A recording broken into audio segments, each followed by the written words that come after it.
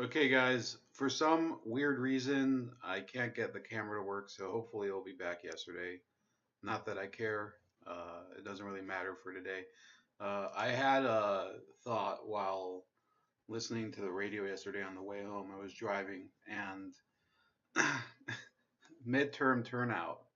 We're trying to right now figure out how many people exactly are going to come out and who that holds advantage for. And we're not going to be talking about this for a long time today because I don't have much time. I have to go back to work now. But um, essentially, look at the pattern over here. 2002 was the midterm, the first midterm with George Bush, 40.5%. 2004, of course, that's an election, presidential election year. It jumps back up to 60%. 2006 back down to 41.3%. That was considered a jump in turnout, by the way. People were saying, well, that's pretty high turnout, 41%. Then 62% in 2008 when Barack Obama was elected, 41.8% in 2010. So that was even higher than in 2006. So that's a big jump for the midterm. And then 2014, lower, much lower midterm participation, about 36%. And then you have 60% in 2016, of course, when Donald Trump comes to office. So that's lower engagement than in 2008, but still better than in 2012. So really what we're talking about here are the patterns for voter engagement. And what they were saying yesterday was something very interesting on this radio show. It's called Jay Sekulow Live. It is a very, very, I guess, right-wing evangelical show where they talk a lot about, for example, the guy who is the show host is Jay Sekulow, who is a lawyer for Donald Trump. He also happens to be a conservative evangelical. I think he's a Jew for Jesus or something, and he's been involved in the cases of Pastor Andrew Brunson in Turkey and Asia Bibi in Pakistan, and by the way, I think was just acquitted. And he's basically an international legal activist and high-profile attorney. So he's been to the Supreme Court several times. So whether you like his politics or not, he's a very successful person at that. And Sekulow's group, his team of hosts, was saying that there could be turnout in this election as high as 50%. 50%, which is unheard of during a midterm, and that would be, listen very closely, that would be the red wave, and that would throw a lot of these races that are very close, such as, let's go to the Real Clear Politics. Okay, they always have this graphic. See here? And you see Florida very close, Arizona very close, Montana 4 points for Tester, Indiana technically Joe Donnelly is ahead, although I don't think in Indiana he's really ahead. You do have New Jersey, where Menendez still holds a pretty clear lead. But in any case, a lot of these races that are within 5%, so let's talk about Indiana, Arizona, Florida. Let's see the governor's races. You have Georgia, where the Republican has a 1 point lead, which is pretty narrow. And Florida, where the Democrat Andrew Gillum has a narrow lead.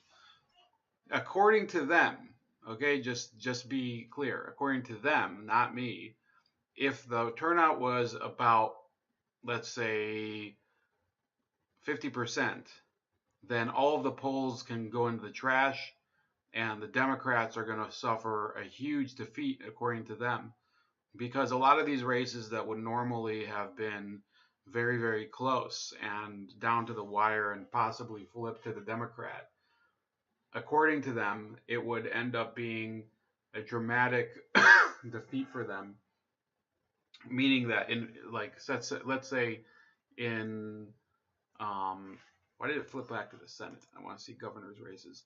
Over here in Georgia, for example, Kemp would probably win, according to that, by like 7 points or something. So there's one thing I forgot to talk about yesterday, that was Tim Canova. So I was mentioning the few candidates that I will explicitly say you should go out there and vote. It's not an endorsement because I don't really agree with all of their beliefs. Although for Shiva and for what's the other guy, Larry Sharp, I do have like a strong ag- agreement with these people. But here we go.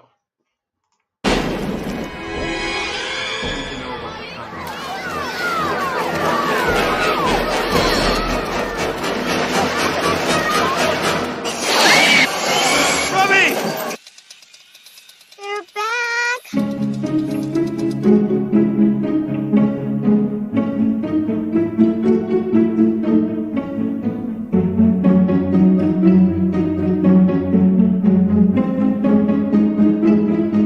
Tim Canova ran in 2016 against Representative Debbie Wasserman Schultz. A number of election integrity folks started contacting me. They had started to analyze the data. They started to have some real questions. We thought, let's put in a public records request under Florida's law. 6 months went by, and the Broward County Supervisor of Elections just was stonewalling us. So I brought a lawsuit, and while the lawsuit was pending, we learned that the Broward Supervisor of Elections destroyed all of our paper ballots. In a video deposition, Snipes said she relied on staff. She admitted to it in videotaped sworn depositions. Why did you sign a document allowing for the destruction of Mr. Canova's ballots? When I sign folders filled with information. And that's how I happen to have signed the document. I think the problem is that we had, they were destroyed by mistake. The time was a mistake. Destroying the ballots was more than a mistake. It was illegal, a Broward judge ruled. The Florida Circuit Court granted a summary judgment. We're calling for a criminal investigation, and it's been, the sound of crickets. Nothing's been happening.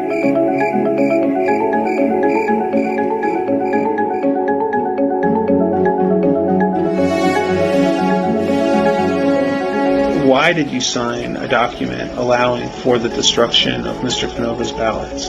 When I sign folders filled with information. They were destroyed by mistake. The time was a mistake. They're back! All right, well, you saw that, and I have to say, Tim Canova does have a shot this year of beating Debbie Wasserman Schultz, provided, of course, they don't pull the same shit again. But the issue I want to say drives me to support Tim Canova explicitly and not just,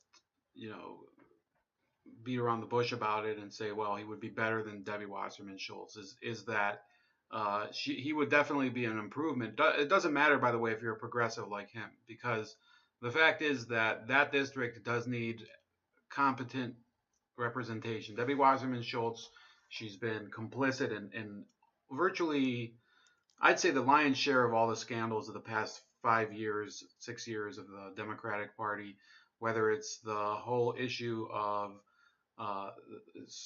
screwing Bernie Sanders during the primaries in 2016, whether it is all of the money that was funneled to Obama, what do you call them? Obama consultants after the 2012 election when they didn't even need it. Why would they need consultants if Obama isn't even running for election again?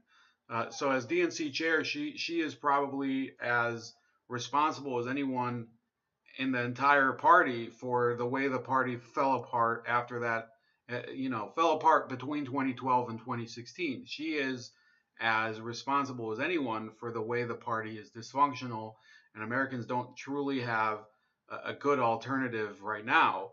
Even if you don't like the Republicans, a lot of people who don't like the Republicans are not going to vote for Democrats. It's a simple fact. And I would say that even if you're a conservative living in Broward County, living in Wasserman Schultz district, which I think is the 23rd congressional district of Florida, now you should consider voting for Canova. I would say if I was living there, I would vote for Canova, even though I'm definitely not like he's more of an environmentalist progressive. He also is in favor of. I think he is part of the Fight for 15 movement. He was a hardcore Bernie Sanders supporter in 2016. He's probably been disowned by the Sanders movement now because he doesn't really go along with a lot of their sheepdogging, and he's running as an independent. So I would say if he gets elected to Congress as an independent and the balance in the House is on a razor's edge, and let's say the Republicans hold a 1-seat majority or the Democrats hold, or for some reason there's a tie, I think that there's 435 seats, so it's conceivable that he could hold the tie-breaking vote. He could force the Democrats to discard not Debbie Wasserman Schultz, but Nancy Pelosi as the Speaker of the House candidate. That would be a huge, huge defeat and a massive taste of irony for them, because he could just say, "I'm not going to vote for your pick as Speaker because your party has done nothing for me. They've actually impeded my path to office." So that's about it for today. I will be uploading this probably to be released in the late afternoon or something. Although, well, we'll see if I can get it done now. Have a great day, and I will be speaking to you guys tomorrow night. Please like this video, subscribe to the channel, share the video, subscribe to my other channel, Razor Ray Live Wounds, for live streams, and as always, comment when it uploads.